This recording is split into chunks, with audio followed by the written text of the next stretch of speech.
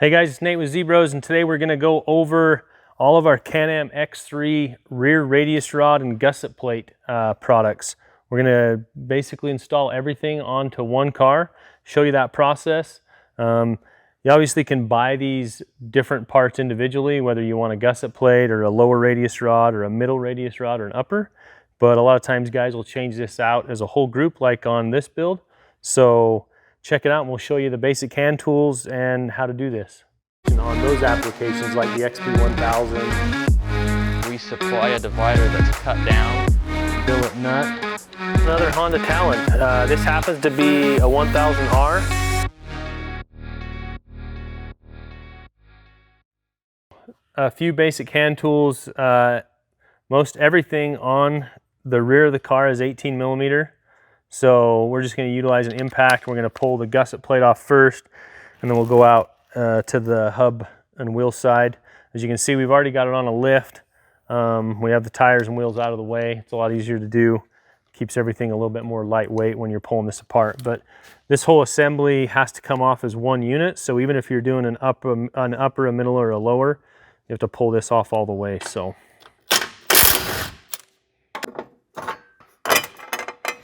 one of the main reasons people, change this out with our billet one would be strength, mainly just strength.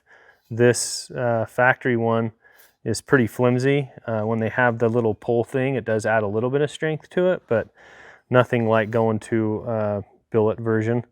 And the advantage of having that, tie down, toe ring, is a huge advantage. So obviously, if you're changing this out, at this point, all you're going to do is just slide the new gusset plate in where the factory one come off and tighten up your 6 18 millimeter bolts, and you're done. But because we're doing everything, we've got to go to the wheel side now and pull everything off. Okay, out on the wheel side, 18 millimeter again. I'm just going to pull the tops off first. You can do this all with a socket and a ratchet if you want to. Try to pay attention to where your washers are coming off from so you can put everything back together the same way.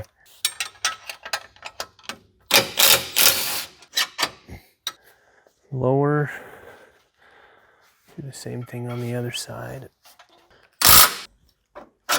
Help me get it out. Okay, on the middle radius rod, it's an 18 and then it's actually a 19 on the nut side.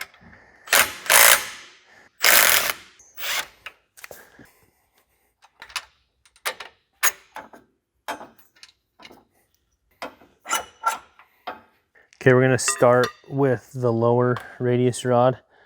The spherical ball is going to go out to the hub side, and the reducers that are in that kit, there's going to be two of the thinner, two of the thicker that have the smaller diameter ID or OD, so they're going in the actual rod end.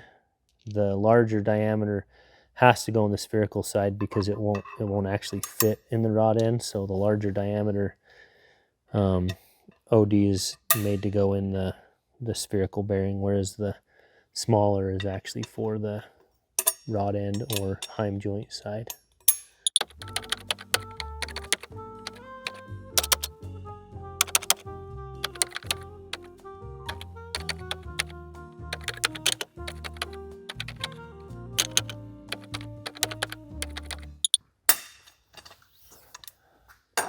I don't think it goes in as easy like this.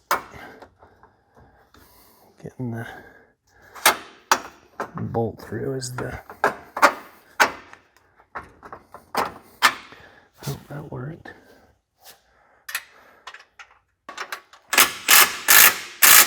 Okay, and then you want to torque that down to your factory torque spec, of course.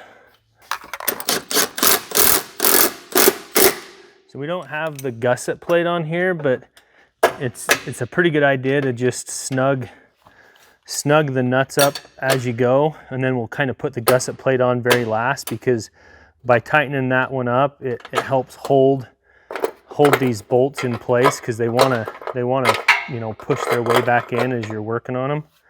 So we just put a nut on that one. We'll stick a nut on here as we work our way up.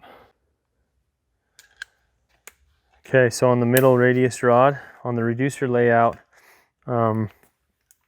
there is one that is got a taper to it that's larger in diameter.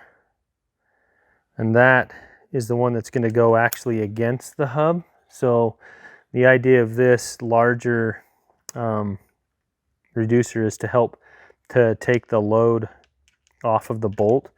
If you notice, the factory one is just small. It's a very small, you can kind of see the marks on this spindle in here of how small the diameter is. So the bolt's in single shear, so as the bolt gets loaded, it likes to bend and break quite a bit. So by going to this larger reducer on the Heim, it gives us a lot more strength to that bolt and just gives it an extra shear load capacity. And on the top, it's going to be the same. So thick one goes against the frame and the thin one goes away. But you kind of have to feed it down into the spindle first before you hook the top up. It's a little bit of a game. And then there is a washer that you'll want to use to go in the outside here. And then you don't need the washer against the spindle, but you do need the thin washer again to go back on the nut side. So as you feed this through, and then this is the 19 millimeter, the gold nut that came off is going to go back on with that washer on the inside.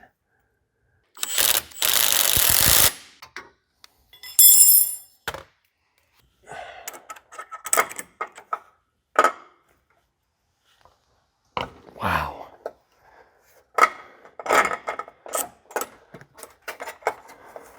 Those suckers are tight.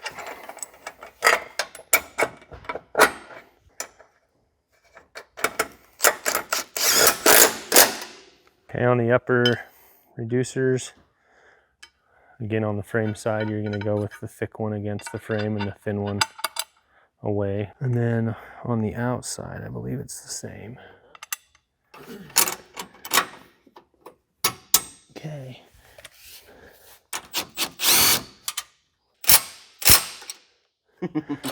Ryan will make fun of you. Kind of a backup. Usually. The first one in is... Okay. Pull all these back off.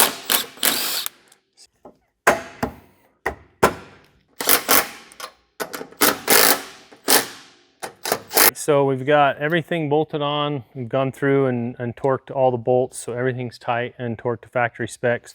All of the radius rods are going to come set up with factory lengths. So we set them up on a jig, so they should be the same, but with every one of these cars, there's some adjustment that might need to be done, especially to your toe. And obviously to adjust your toe on a Can-Am X3, you have to lengthen or shorten your middle radius rod. So there's jam nuts on each end you'll have to loosen off, and then using a crescent wrench or an end wrench that's big enough, we've got this taped off because we're making adjustments to this car. So putting some painter's tape or really anything on there to help protect the aluminum, the anodized, so you don't scratch it up as you're making adjustments. And just make sure that when you do make your adjustments that you go out and drive it around a little bit and make sure the car settles down to ride height. Because like right now we just came down off the jack and it's too tall.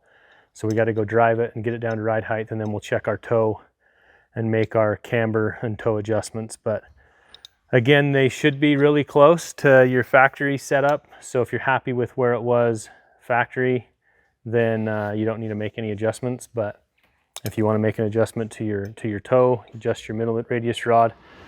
If you want to make an adjustment to camber, it's easiest to adjust your upper radius rod. So you just come in and back your jam nuts off on both sides. And then sometimes you can just grab it and turn it by hand. And obviously you want to go in one full revolution adjustments. And you can utilize the logo to pay attention to that.